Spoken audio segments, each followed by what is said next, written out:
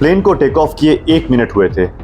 Plane धीरे धीरे बाएं की तरफ झुकते जा रही थी और एक समय पर 108 डिग्री बाएं की तरफ झुक चुकी थी। इस एंगल पर प्लेन ऊपर जाने के बजाय तेजी से नीचे गिरने लगती है और टेक ऑफ के 2 मिनट के अंदर ही समुद्र तट से 3 किलोमीटर की दूरी पर क्रैश हो जाती है। प्लेन के क्रू समेत सारे पैसेंजर्स की मृत्यु हो जाती है। ये कहानी है एयर इंडिया फ्लाइट 855 की, जो कि मुंबई से दुबई जा रही थी। आइए सुनते हैं। नमस्कार दोस्तों, आपका मेरे चैनल में बहुत बहुत स्वागत है। 1 जनवरी 1978 नए साल की शुरुआत हुई थी। एयर इंडिया की फ्लाइट 855 मुंबई से दुबई के लिए रवाना होती है। ये एक बोइंग 747 एयरक्राफ्ट थी, जिसका नाम एम्परर अशोका या सम्राट अशोक रखा गया था। यह फ्लाइट 7 साल पहले अप्रैल 1971 में एयर इंडिया को डिलीवर हुई थी। इस प्लेन को उड़ा रहे थे 51 वर्षीय कप्तान मदन लाल कुक्कड़, जिन्होंने 1956 में एयर इंडिया ज्वाइन की थी और बहुत ही एक्सपीरियंस्ड पायलट थे। इस विमान के फर्स्ट ऑफिसर थे 43 साल के कैप्टन इंदु विरमानी, जो कि पूर्व इंडियन एयरफोर्स कमांडर थे, और इनके साथ थे 53 वर्षीय फ्लाइट इंजीनियर अल्फ्रेडो फारिया, जो कि एयर इंडिया के बहुत ही सीनियर फ्लाइट इंजीनियर थे। कॉकपिट क्रू समेत कुल 213 लोग फ्लाइट पर थे। फ्लाइट बॉम्बे के सेंटा क्रूज एयरपोर्ट, जिसका नाम अब छत्रपति शिवाजी महाराज इंटरनेशनल एयरपोर्ट है, वहां से रात 8:12 पर रनवे नंबर 27 से टेक ऑफ करती है। फ्लाइट को एयर ट्रैफिक कंट्रोल द्वारा 8000 फीट की ऊंचाई तक पहुंचने का निर्देश दिया जाता है। टेक ऑफ के 1 मिनट बाद ही फ्लाइट 2000 फीट पर अरेबियन सी के ऊपर से उड़ रही होती है और दुबई की तरफ जाने के लिए राइट टर्न करती है।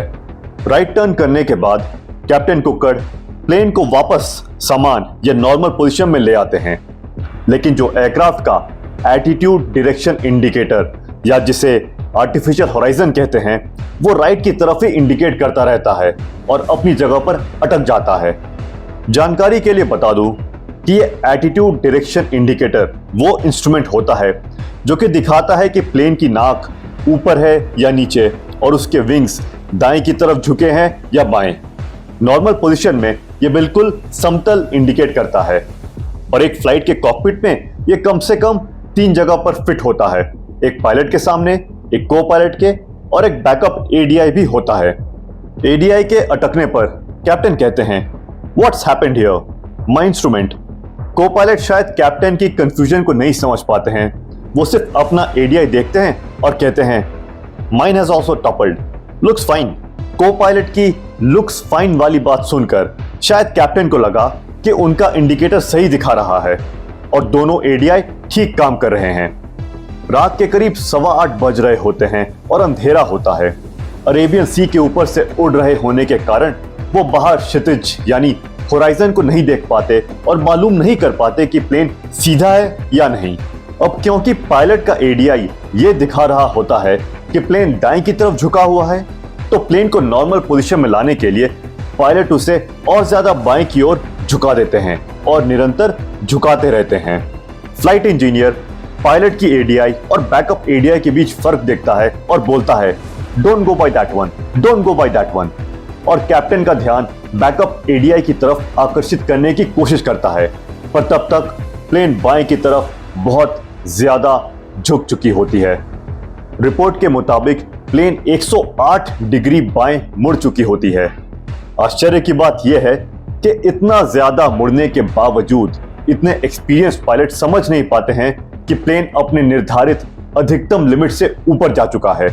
प्लेन 2000 फीट से तेजी से गिरती है और समुद्र तट से सिर्फ 3 किलोमीटर की दूरी पर 10 मीटर गहरे पानी में क्रैश कर जाती है। टेक ऑफ के 101 सेकंड के अंदर ही प्लेन क्रैश हो जाती है और 213 लोगों की जानें चली जाती है।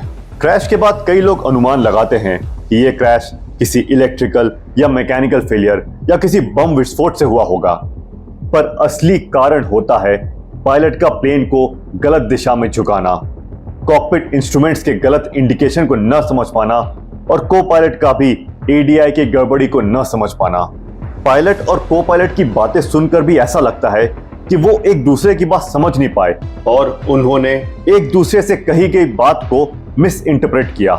और जैसा मैंने पहले कहा था कि सबसे आश्चर्य की बात यह है कि इंस्ट्रूमेंट भले ही काम न कर रहे हो, पर इतनी ज्यादा प्लेन को एक तरफ झुकाने के बावजूद कॉकपिट में बैठे लोग कैसे समझ नहीं पाए कि प्लेन का लेफ्ट बैंक यानी लेफ्ट झुकाव हद से ज्यादा है।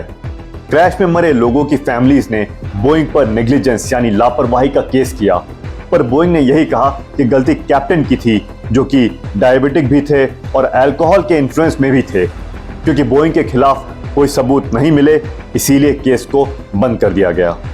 आप हमें कमेंट बॉक्स में बताइए कि आपके हिसाब से गलती पायलट की थी या प्लेन के मैन्युफैक्चरर्स की।